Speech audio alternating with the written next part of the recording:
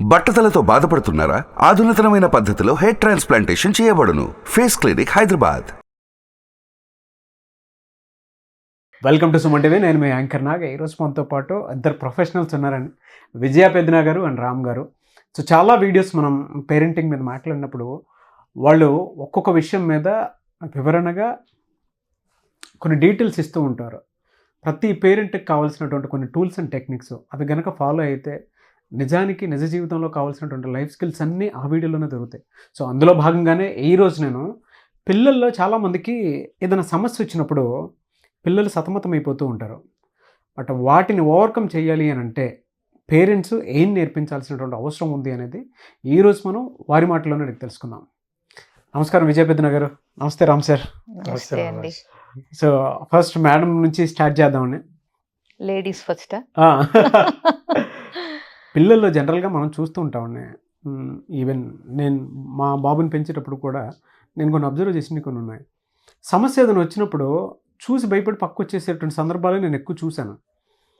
As a పేరెంట్గానే నేను అడుగుతున్నాను, పిల్లలకి ఏదన్నా సమస్య కనిపించినప్పుడు అటువైపు నుంచి పారిపోయి రాకుండా దాన్ని సాల్వ్ చేసే ఛాలెంజింగ్ ప్రాసెస్ని ఎలా నేర్పించాలి? ఎలా నేర్పించాలి అనేది పక్కన పెడితే అండి, అసలు పారిపోతున్నాడు అంటే అది మన నుంచి చూసి నేర్చుకున్నాడా అనే పాయింట్ కూడా ఆలోచించాలి. ఎందుకంటే పిల్లలు చాలా మటుకు ఇలా ఎమోషనల్ బిహేవియర్స్, లైఫ్ స్కిల్స్ ఇవన్నీ పేరెంట్స్ని చూసే నేర్చుకుంటారు, తెలుసుకుంటారు. సో ఎక్కడన్నా ఇంటిలో మాట్లాడుకునేటప్పుడు కానీ, ఒక సమస్య వచ్చినప్పుడు దాన్ని దాటవేయటం కానీ, దాన్ని అవాయిడ్ చేయటం కానీ, దాని నుంచి పారిపోవటం టైప్ బిహేవియర్స్ మాట్లాడుకునేటప్పుడు కానీ, ఏదన్నా సందర్భాల్లో వీళ్ళని పిల్లలు వినటం కానీ, లేకపోతే వాళ్ళు చూస్తున్నప్పుడే సమస్య నుంచి పారిపోవటం లాగా దాటవేసి ఇప్పటికి ఇది మేనేజ్ చేద్దాం అనేలాగా కానీ పేరెంట్స్ బిహేవ్ చేస్తే అదే పిల్లలకు కూడా ఫస్ట్ లెర్నింగ్ కింద వస్తుంది. ఓకే. అంటే ప్రతి పిల్లవాడి యాటిట్యూడ్ ఖచ్చితంగా తల్లిదండ్రుల నుంచే వచ్చిందా అనేది పక్కన పెడితే, చూసి నేర్చుకునేది లెర్నింగ్ అనేది సబ్కాన్షియస్గా జరిగేది మాత్రం పేరెంట్స్ ప్రవర్తన బట్టే. అంటే ఇప్పుడు ఫర్ ఎగ్జాంపుల్ ఒక 10 రూపాయలు మనది పోయింది అనుకుందాం, పర్సు జారిపోయిందనో లేకపోతే ప్యాంట్లోంచి పర్సు జారిపోవటమో, ఎవరో ట్రైన్లో దొంగతనం ఏదో ఒకటి మన కొంత డబ్బు పోయింది అనుకుందాం. వెంటనే ప్యానిక్ అయిపోయి డబ్బులు పోయినాయి అమ్మో అది ఇది అన్నప్పుడు పిల్లలు ఎమోషనల్గా డబ్బులకు కనెక్ట్ అవుతారు. అంటే డబ్బు అనేది పోకూడదు అనమాట మన చేతిలోంచి అనేది నేర్చుకుంటాడు. సో రేపు ఎప్పుడైనా ఏదన్నా సందర్భంలో డబ్బులు కోల్పోయినప్పుడు దాన్ని ఎమోషనల్గా అంటే కనెక్ట్ అవుతాడు ఆ డబ్బులతో. అట్లా కాకుండా ఈసారి నుంచి జాగ్రత్తగా ఉండాలి, అరే పర్స్ ఇట్లా ప్యాంటు వెనక పాకెట్లో పెట్టుకోకూడదు అనమాట డబ్బులు పోయినప్పుడు, ఈసారి నుంచి జాగ్రత్త పడాలి అనేది చెప్పినప్పుడు అక్కడ ప్రాబ్లంకి సొల్యూషన్ వింటున్నాడు ఆ పిల్లవాడు, చూస్తున్నాడు మీ దగ్గర. ఓకే. సో ఇట్లా ఏంటంటే ఏదైనా సరే ఒకటి జరిగినప్పుడు సో ఎట్లా రియాక్ట్ అవుతారు అనేది చైన్ రియాక్షన్ లాగా చూడండి. ఇప్పుడు టేబుల్ మీద భోంచేస్తున్నాం, ఓ పిల్లవాడి చేయి తగిలి ఒక కప్పు కింద పడిపోతుంది. వెంటనే వాళ్ళమ్మ పులికేకలు పెట్టుకుంటా కాలర్ బుచ్చుకుని చూసుకోలేవా, చేయి తగిలిందా, కింద పడిపోయిందా అన్నప్పుడు ఏంటి, she unable to handle the pressure of cleaning that cup. Or cup పగిలిపోయింది, అది వాల్యుబుల్ అనో ఏదో ఒకటి, ఆవిడ ఇంత ఖర్చు పెట్టిన ఇంత కాస్ట్ ఉన్న కప్పు పగలగొట్టావు నువ్వు. సో అంటే ఏం నేర్పుతున్నావు, మనిషి కంటే వస్తువు విలువైంది అనేది నేర్పుతున్నాం. ఇంకొకటి ఏదన్నా జరిగినప్పుడు ఎలా రెస్పాండ్ అవ్వాలి అనేది నేర్పుతున్నాం. అంటే ఒక తప్పు నీకు కనిపించినప్పుడు నువ్వు ఇంట్లో ఫ్యామిలీ మెంబర్తో ఎలా ట్రీట్ చేస్తున్నావు, ఎలా చూస్తున్నావు అనేది మనం నేర్పిస్తున్నాం. ఈ పిల్లవాడి కాసేపు ఆగి పక్కకి వెళ్ళినప్పుడు చెల్లి ఆడుకుంటా ఏ బొమ్మో టెడ్డీ బేరో బుచ్చుకుని వీడిని డిస్టర్బ్ చేసి ఒక చిన్న ఇట్లా ఆట ఆడింది అనుకోండి, వెంటనే వాడు ఆ పిల్లని చెంప మీద కొట్టడమో లేకపోతే కసురుకోవటమో చేస్తాడు. ఎందుకంటే అదే కదా వాడు అక్కడ నేర్చుకున్నాడు. నచ్చనిది జరిగినప్పుడు నువ్వు తిట్టు, కోప్పడు, కొట్టు, ఇవే కదా నేర్చుకున్నాడు. అదే తల్లి గనక పర్వాలేదులే ఈసారి చూసుకో, పర్లేదు, ఇట్స్ ఓకే అని చెప్పి ప్రేమగా భుజం తట్టింది అనుకోండి, ఇలాంటి క్రైసిస్లో ప్రాబ్లమ్స్ వచ్చినప్పుడు మనుషుల్ని హర్ట్ చేయకూడదు అనేది వాళ్ళకి అర్థమవుతుంది. సో ప్రాబ్లమ్ని ఫేస్ చేయటం ఎలా అంటే ఇవన్నీ చిన్న చిన్న ప్రాబ్లమ్సేనండి. సో పెద్ద ప్రాబ్లం రావక్కర్లా సొల్యూషన్ వెతకటానికి. జీవితంలో ప్రతి అడుగు ఎలా వెయ్యాలో తెలియకపోతే ప్రతిదీ ప్రాబ్లమే. తెలిసినప్పుడు ప్రాబ్లమ్ని హ్యాండిల్ చేయటం తెలిసినప్పుడు నీకేది ప్రాబ్లం అనిపించదు. సో కాబట్టి ముందు ప్రాబ్లమ్ సాల్వింగ్ స్కిల్స్ అనేది అసలు మీ నుంచే మొదలైతే పిల్లవాడు ప్రాబ్లం వచ్చి దాన్ని సాల్వ్ చేసుకునే ఎబిలిటీ వాడికి వచ్చేసరికి వాడికి తెలియకుండా ఒక ఇన్నేట్ స్కిల్ని మీరు మోడలింగ్ ద్వారా వాడికి చూపిస్తున్నారు. ఓకే. పోట్లాట అయితే స్కూల్లో ఎట్లా నెగ్గుకు రావాలి, ఎట్లా లీడర్షిప్ క్వాలిటీస్తో వాళ్ళని సమాధానపరచాలి, 2 గ్రూపుల మధ్య కొట్లాట అవుతుంటే నువ్వు ఎట్లా ఆపాలి అనేది, ఇంట్లో వచ్చే గొడవల్ని పేరెంట్స్ ఎట్లా మేనేజ్ చేస్తున్నారు, ఎలా సర్దుబాటు చేస్తున్నారు అనే దాన్ని బట్టి వాడు నేర్చుకుంటాడు. సో మెయిన్ ఒక విషయంగా అంటే కనుక పేరెంట్స్ ఫాలో అవుతూ ఉంటే పిల్లలు నేర్చుకుంటారు. So coming to you sir, ఒక పేరెంట్గా అంటే జనరల్గా ఒక ఫాదర్ అయినా సరే ఆడపిల్లకి ఏదైనా ఒక సమస్య వచ్చినప్పుడు అక్కడి నుంచి పారిపోకుండా దాన్ని ఛాలెంజింగ్గా తీసుకుని ఫేస్ చేసేంత ధైర్యాన్ని ఇవ్వాలి అని అంటే ఏ విషయాలు చెప్పాల్సినటువంటి అవసరం చాలా ఉందంటారు? ఆ రోజు ప్రాబ్లమ్ సాల్వింగ్ అంటే సమస్యను పరిష్కరించే విధానాలు నేర్పించే ముందు సమస్య అంటే ఏంటో చెప్పాలి. దేన్ని సమస్య అంటారు, ఎవరికి ఏది సమస్య? ఇప్పుడు మీకు సమస్య అనిపించింది, నాకు అనిపించకపోవచ్చు. అసలు సమస్య డెఫినేషన్ ఏంటో పిల్లలకు నేర్పిస్తే తల్లిదండ్రులు అప్పుడు ఓహో ఇది సమస్య అంటారు. లేకపోతే కొంతమందికి ఎగ్జామ్ రాయడం సమస్య, స్కూల్కి పోవడమే సమస్య, ఫెయిల్ అయితే సమస్య. ఏది నిజానికి సమస్య?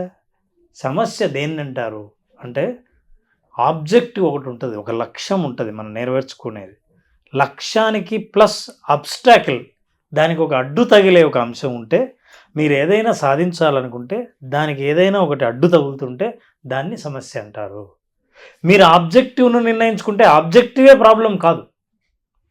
మీరు ఏదైనా సాధించాలనుకుంటే అదే అయ్యే ప్రాబ్లమే అని చూడక్కర్లేదు. సో ప్రాబ్లం అనేది ఫస్ట్ డిఫైన్ చేయాలి, దీన్ని ప్రాబ్లం అంటారు అని. సమస్య దీన్ని అంటారని తెలిసిన తర్వాత ప్రతి సమస్యకు ఎలా రియాక్ట్ అవ్వాలో ఒకే పద్ధతి ఏం లేదు. ఇప్పుడు ఒక సమస్య నాకు ఛాలెంజ్ అనుకో, నేను ఛాలెంజ్గా తీసుకొని పరిష్కరిస్తాను. ఒక ఛాలెంజ్ నాకు ప్రశ్నే అనుకో, సమాధానం కోసం వెతుకుతాను. ఒక సమస్య దీన్ని నేను పరిష్కరిస్తే నాకు ప్రయోజనాలు పొందుతాయి అనుకుందాం, పరిష్కరించడానికి ప్రయత్నిస్తాను. ప్రతి సమస్య భయపెట్టేదే అయితే పారిపోవడానికి ట్రై చేస్తాను. తల్లిదండ్రుల ఓరియంటేషన్ ఆడపిల్లలకు ఏదైనా సమస్య వచ్చినప్పుడు ప్రతిదానికి తప్పించుకుపోవటమో సమస్యకు ఎదురుపడకపోవడమో కాదు నేర్పించాల్సింది. సమస్య వస్తే ఎదుర్కొనే శక్తిని ఎట్లా డెవలప్ చేసుకోవాలి, సమస్యను పరిష్కరించుకునే ధైర్యాన్ని ఎట్లా డెవలప్ చేసుకోవాలో నేర్పించాలి. జనరల్గా సేఫ్ సైడ్ ఉండడం కోసమని తల్లిదండ్రులు ఆడపిల్లల్ని సమస్య జోలికి వెళ్ళొద్దు, సమస్య ఉంటే అక్కడ ఉండొద్దు, నువ్వు సమస్యను సృష్టించవద్దు, సమస్య అంటేనే నీ జీవితంలో ఎక్కడ లేకుండా ఉండాలని అనుకోవడం ఉందే, ఇది చాలా పెద్ద పొరపాటు. మీరు ఏదైనా స్కిల్ డెవలప్ చేసుకోవాలనుకుంటే సమస్య రాకుండా ఉండడానికి కాదు, వస్తే దాన్ని నెగ్గి విజయం సాధించడానికి మీరు పరిష్కారాన్ని నేర్పించండి. సమస్యకు చాలా పద్ధతులు ఉన్నాయి. Number 1 gamification. ఒక సమస్యను ఇది ఒక ఆటగా తీసుకోండి, సమస్యని ఆటగా చూస్తే నువ్వు ఎలా గెలుస్తావో చూడండి. నిజంగా చాలామంది పిల్లలు ఆడే ఆటలన్నీ సమస్యలే. యాక్చువల్గా ప్రతి ఆట సమస్య. మీరు క్రికెట్ ఆడుతున్నారు అనుకోండి, క్రికెట్ ఆడుతుంటే ఏంటి, ఒక బాల్ ఉంటే బాల్తో వికెట్లు కొట్టడానికి ట్రై చేస్తేనే ఇతను బ్యాట్ పట్టుకొని అడ్డుకోవాలి, సమస్య. ఇప్పుడు బాల్ని చాలా స్పీడ్గా వేస్తాడు, ఫాస్ట్ బౌలర్ వేస్తాడు, స్పిన్ బౌలర్ వేస్తాడు, ఎట్లయినా వికెట్లు కొట్టడానికి వస్తాడు, సమస్య.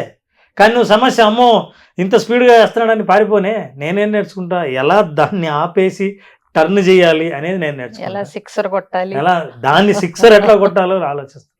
సో ఒక సమస్యను గేమ్ లాగా చూస్తే ఆడడానికి మొదలు పెడతాను, ఇది ఒక పజిల్ లాగా చూస్తే సాల్వ్ చేయడానికి ట్రై చేస్తాను. సో ఆడపిల్లలకు తల్లిదండ్రులు నేర్పించాల్సింది ఏంటంటే సమస్య అనగానే అది పారిపోయేది కాదని, దాన్ని నెగ్గుకు రావచ్చని, దానికి కొంత ఎమోషనల్ ఇంటెలిజెన్స్ డెవలప్ చేసుకోవాలని మనం నేర్పించగలిగితే ఆ భావోద్వేగపు ప్రజ్ఞ ఉన్నప్పుడు ఆలోచించే శక్తి పెరుగుతుంది. అది లేనప్పుడు ఆవేశంతో నిర్ణయాలు తీసుకునేవాల్సి వస్తుంది. ప్రతి సమస్యకు ఆత్మహత్య పరిష్కారం అనుకోవచ్చు, ఇంట్లోంచి పారిపోవడమే పరిష్కారం అనుకోవచ్చు. ఇట్లాంటి అనుకోకుండా ఉండాలంటే ఇందాక విజయ గారు చాలా మంచి పాయింట్ చెప్పారు. ఏంటంటే ఒక సమస్య వస్తే తల్లిదండ్రులు ఎలా రియాక్ట్ అవుతారో పిల్లలు చూస్తారు. మీరు కావాలంటే ఒక అబ్జర్వ్ చేయండి చిన్న పిల్లలు. ఇదే ఎగ్జాంపుల్ తీసుకుందాం. ఒక డైనింగ్ టేబుల్ మీద నుంచి తగిలి ఏదో కింద పడిందో, లేదా రోడ్డు మీద నుంచి వస్తూ వస్తూ డబ్బులు పోగొట్టుకున్నాడో, ఈ న్యూస్ చెప్తూనే తల్లిదండ్రులకు పిల్లలు తండ్రి మొహం చూస్తారు ఇట్లా, లేదా తల్లి మొహం చూస్తారు ఇట్లే. హౌ యూ రియాక్ట్ అన్న 2 సెకండ్లు ఉంది చూసారా, అదే జీవితానికి పాఠం. ఎగ్జాక్ట్లీ అండి. అదే వాళ్ళకి అంటే పునాది. మీరు అలా చెప్తుంటే నా పర్సనల్ ఎక్స్పీరియన్స్ ఒకటి గుర్తొస్తుంది. మీ వాడు అదే. ఖచ్చితంగా గుర్తొచ్చుంటాడు. అదే సార్, మా వాడే. ఇప్పుడు మా మిస్సెస్ ఏదని చెప్పినప్పుడు నేను టర్న్ తీసుకొని వెళ్ళిపోతూ ఉంటాను, వాడు కూడా అదే చేస్తాడు. అంటే ఇక్కడ సమస్య మా ఆవిడనేది కాదు, జనరల్గా చెప్తున్నాను. అంటే అంటే ఇప్పుడు ఎవరికైనా మీరు- సమస్య సమస్యను పక్కదారి పట్టించే పరిజ్ఞానాన్ని ఎట్లా పెంచుకోవాలా ఇంట్లో ఏమవుతుందనంటే, ఇప్పుడు నేను పొద్దున్నే షూట్ కను లేదంటే ఈవినింగ్ లేట్ అను వచ్చినప్పుడు దాన్ని ఫేస్ చేయలేక నేనే ఒకలాంటి మోడ్లో అటు ఇటు చూసేదో కొంచెం నిదానంగా అవాయిడెన్స్. ఆ. ఇది చేస్తాను. కోర్స్ వాడు కూడా అదే చేస్తాడు, నన్ను చూసి ఇమిటేట్ చేస్తాడు కదా. సో వాడు గుర్తొచ్చాడు. అంటే నేను చేసినవి ఏవైతే ఇమిటేట్ చేసినవి ఉన్నాయో వాడు అదే నా ముందు చేసేటప్పటికి నాకు క్లారిటీ వచ్చింది అనమాట. ఇప్పుడు నేను ఇదే ఎగ్జాంపుల్ చెప్తాను రాజు. నీకు ఆఫీసు షూట్ ఉంది, ఇంటి పనులు చేయాల్సినవి 2-3 ఉన్నాయి. మీ ఆవిడ మీ వాడి ముందరే అడిగింది అనుకోండి, మీ అబ్బాయి ముందరే ఇవన్నీ ఉన్నాయి, ఈ రోజే చేయాల్సినవి ఏంటి అని. నువ్వు తప్పించుకోవచ్చు, తర్వాత చూద్దాంలే అనొచ్చు, మధ్యాహ్నం ఫోన్ చేస్తా అని అనొచ్చు, ఎప్పుడు బయలుదేరేటప్పుడే సమస్యలన్నీ చెప్తావేంటి అని అనొచ్చు. అదేంటి ఆ ప్రాబ్లం ఇంకా సాల్వ్ కాలేదా, ఇప్పుడు అన్నీ నేనే చేయాలా అని అరవచ్చు. వీటి ఆప్షన్స్ ఉంటాయి. ఇవన్నీ పిల్లవాడు చూస్తుంటాడు. లేదా ఎమోషనల్ ఇంటెలిజెన్స్ పిల్లలు చూస్తున్నారు, ఇదే వీళ్ళ భవిష్యత్తు అని తెలిసినప్పుడు కూర్చొని ఒక్క నిమిషం ఏమేమి ప్రాబ్లమ్స్ ఉన్నాయి అని మీరు నిదానంగా అడిగి, దేనికి ఎప్పుడు పరిష్కారం అవుతుందో సాధ్యమయ్యే టైం లైన్ ఇచ్చి ఓకేనా అని చెప్పి వెళ్ళిపోతే, ఓహో ఇలా పరిష్కరించవచ్చా అని వాళ్ళు నేర్చుకుంటారు. ఇక్కడ పరిష్కారమే Thank you. కాదండి, మీరు ఆవిడకి ఎలా Approach. అప్రోచ్ అవుతున్నారు అన్నది ఇంపార్టెంట్. అవును అవును. రేపొద్దున మీరు చెప్పిన టైం లైన్ లో అవి చేయగలిగారా లేదా, మళ్ళీ దానికి ఆవిడకి సారీ చెప్పారా, ఈ ప్రహసనాలు కూడా ఉంటాయి మీరు అవును. ఆర్గనైజ్ చేసుకోపోతే డేని. కాబట్టి ఇక్కడ everything is when connected to emotions అండి. మన రియాక్షన్స్ ఎట్లా ఉన్నాయి అనేది చూసుకోవాలి. ఎస్. అప్పుడు ఏమవుతుందంటే, ఇందాక సార్ అన్నట్టు మీకు ప్రాబ్లం అనిపించింది, నాకు ప్రాబ్లం అవ్వదు. ఒకవేళ నేను ఆ పని చేయకపోయినా నేను కమిట్ అయింది, నాకు ఎట్లా దాన్ని చెప్పుకుని ఎక్స్క్యూజ్ చేసి అపాలజీ చెప్పి దాన్ని సరిచేయాలో నాకు తెలిసి ఉంటుంది. అవును. అర్థమైందా? కాబట్టి ఎవ్రీథింగ్ ఈజ్ అంటే ఇంటర్పర్సనల్ స్కిల్స్ ఉన్నప్పుడు కొన్ని ప్రాబ్లమ్స్ ఆటోమేటిక్గా సాల్వ్ అవుతాయి. బట్ వెరీ గుడ్ అనాలిసిస్ అండి.